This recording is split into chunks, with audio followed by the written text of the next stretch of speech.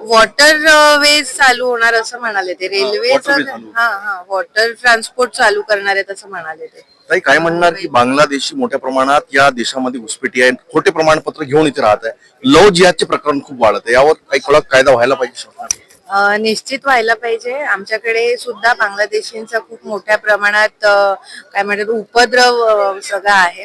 त्यामुळे जे आता देशभरामध्ये जी SIR ची प्रोसेस सुरू झालेली आहे, मला असं वाटतं बांगलादेशी घुसपेटींच्या साठी SIR ही चांगली प्रोसेस असेल आपल्याकडे. त्याच्यामुळे मला आशा आहे की बाकीच्या राज्यांमध्ये जसं SIR सुरू आहे तसं महाराष्ट्रामध्ये सुद्धा सुरू होईल आणि ह्या बांगलादेशींपासून आणि ह्या जे घुसपेट करतात आपल्याकडे त्यांच्यापासून आपल्याला मुक्तता मिळेल लवकरच अशी माझी आशा आहे. काही मच्छीमार जे गट आहे तो एकदम म्हणजे त्यांना मुख्य प्रवाहामध्ये आणण्यासाठी म्हणजे त्यांना आरक्षण देण्याची गरज आहे. खूप लोक वंचित आहे. मत्स्य शेतीला शेतीचा दर्जा दिलेला आहे, कृषीचा दर्जा महाराष्ट्र सरकारने दिलेला आहे. आजपर्यंत कोणत्याही सरकारने तो दिला नाही.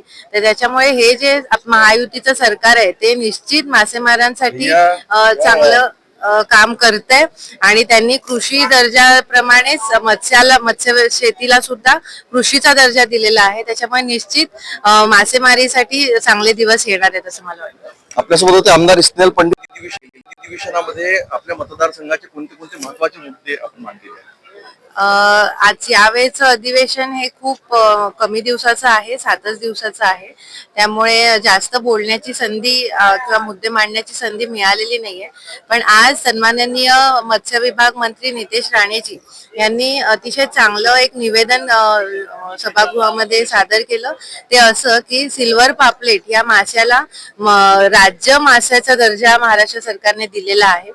वसई विधानसभा ही कोस्टल एरियामध्ये येते. 17 किलोमीटरचा कोस्टल एरिया वसईमध्ये आहे.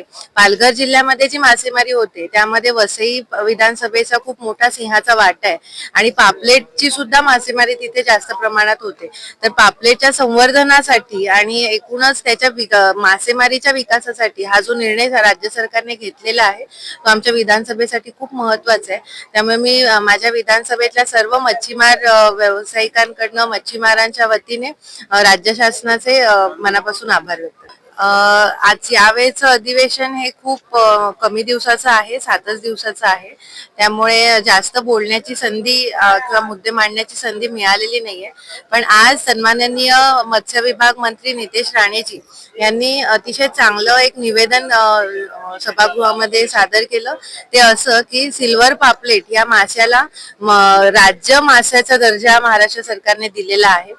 वसई विधानसभा ही कोस्टल एरियामध्ये येते. 17 किलोमीटरचा कोस्टल एरिया वसईमध्ये आहे. पालघर जिल्ह्यामध्ये जी मासेमारी होते त्यामध्ये वसई विधानसभेचा खूप मोठा सिंहाचा वाटा आहे आणि पापलेटची सुद्धा मासेमारी तिथे जास्त प्रमाणात होते. तर पापलेटच्या संवर्धनासाठी आणि एकूणच त्याच्या मासेमारीच्या विकासासाठी हा जो निर्णय राज्य सरकारने घेतलेला आहे तो आमच्या विधानसभेसाठी खूप महत्वाचा आहे. त्यामुळे मी माझ्या विधानसभेतल्या सर्व मच्छीमार व्यावसायिकांकडनं मच्छीमारांच्या वतीने राज्य शासनाचे मनापासून आभार व्यक्त करते. काल कॅबिनेट मंत्री नितेश राणे यांनी जी घोषणा केलेली आहे की दळणवळणाच्या सुविधा वाढणार, त्याच्यामुळे ज्या मत्स्यशेती वाढणार आहेत आणि रेल्वेचा जो दळणवळण वाढणार त्याच्यामुळे सुद्धा व्यवसाय मोठ्या प्रमाणात वाढणार. अधिवेशनामध्ये आपल्या मतदारसंघाचे कोणते कोणते महत्वाचे मुद्दे आपण मांडलेले आहेत? आज यावेळेचं अधिवेशन हे खूप कमी दिवसाचं आहे, 7च दिवसाचं आहे. त्यामुळे जास्त